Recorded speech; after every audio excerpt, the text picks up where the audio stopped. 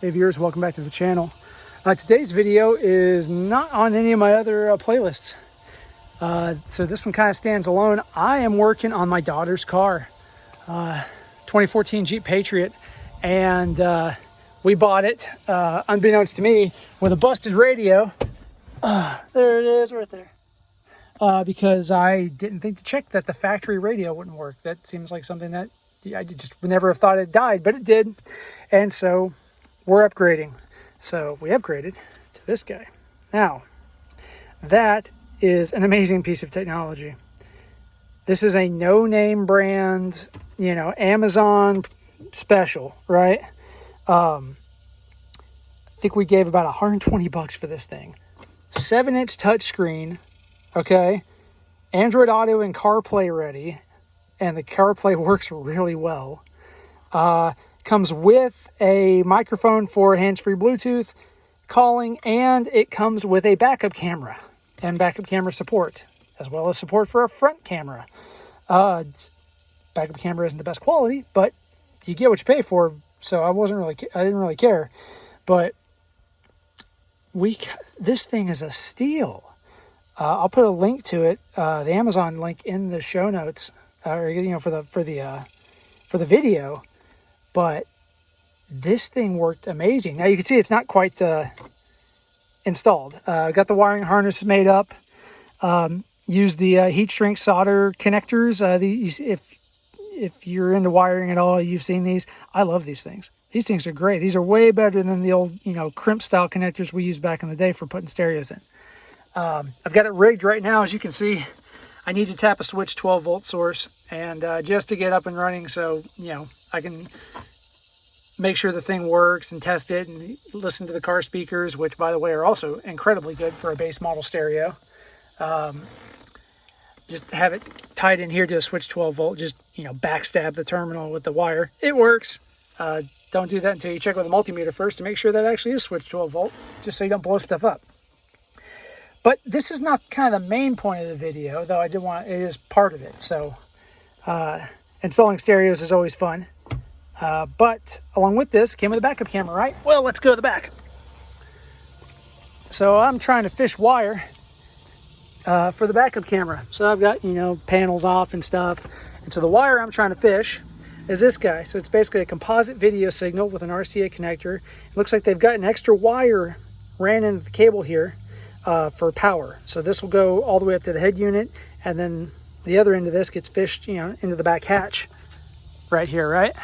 So like most back hatches, I really only have one choice for fishing wire, right? And this is a little conduit right here. And this thing was packed pretty tight. You can kind of see, I've already fished the wire, but you can see the original loom in there. It's pretty tight in there with the bends. This thing wasn't going in well just by pushing it or anything. So what I chose to do was to fish it and take a little page out of me learning some, you know, electrician type work, right? Pulling wire. So first I took a zip tie and made myself a fish tape with it. Long zip tie, okay? Very thin. That way it can fit into this conduit. All right, so I fished that down through first. Then I took I wrapped, right, electrical tape, and just taped. Didn't do any fancy, you know, fancy harness or anything. Just literally taped the wire, you know, taped the wires to the fish tape. All right, and then I lathered it up with cable lube. This stuff is awesome. Highly recommend. Used it a bit on the house build, and I'm hopeful, I'm assuming it will be fine for this wiring as well. And so slathered it up and pulled it through, and it was a little stiff, but it came through in one piece, nice and neat. So I want to show you that trick. I don't know if it's much of a trick. I'm sure all you car audio installers will be like, dude, yeah, we've been doing that for decades, I'm sure. But it's a decent solution where you need a small fish tape, right, to kind of get through here to pull wire through. But a normal fish tape's too big. Normal fish sticks are too big. Just use a zip tie, right? Just a long zip tie. And you can have the zip tie back when you're done. You don't have to even use it. So that worked out well for me, so I figured I'd film it and show you guys what we did. You know, if I think about it, I'll do maybe a finished video of the actual stereo install. But for now, that's about it. I guess while I'm on the subject of cars, one curiosity of this particular car, this is a base model 2014 Jeep Patriot, and I have not seen a 2014 with these features. Those are manual locks, and those are crank windows. No power locks, no power nothing. Crank windows, crank locks.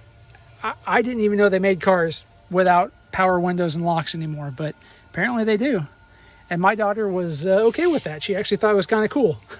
So that might be something to watch out for, because at first pass when we looked at the car, I didn't even hardly see the window cranks, because it's just not something you even look for.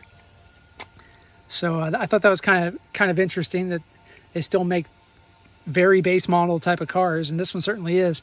You can definitely tell from the wiring in the dash. There's like a radio plug, and there's not much going on back there, which is kind of nice. Makes it easy to work on. So that's all we got. I hope you enjoyed the video. I hope the tips might help you with something. And as always, thanks for watching, and we'll see you in the next video.